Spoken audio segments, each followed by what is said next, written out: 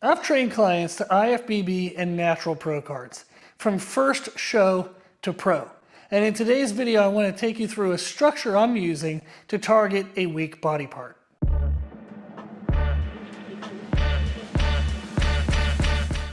To start the workout, I start with an isolation movement for the targeted area.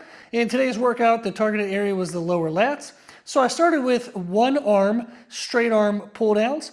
I used a bench to help support my upper body position, so that way I could limit any momentum and be very strict with my positioning.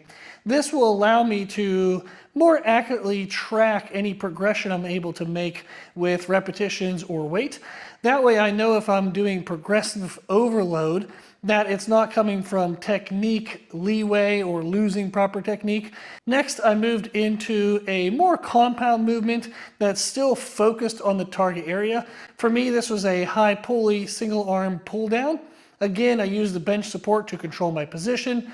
With this movement, I'm not pulling in a straight line of force. I'm actually trying to pull down and in to my body, so that way I can engage the lower lats and not allow the mid back to help the movement. This helps me to progress the weight load that I'm moving from the very first exercise, so that way I can continue to push the lower lats further into fatigue and failure.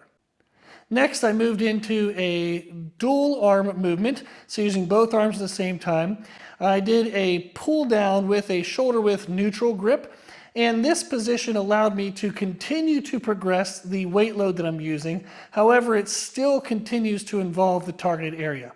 I'm definitely going to start to engage other muscles to help out, but the target area is still involved, and it's still going to be the limiting factor for this movement. However, I'm able to still progress the weight load. From the first to the second to the third movement, I've been able to progress the heaviness of the weight load, so I can continue to push the targeted muscle further into fatigue and failure.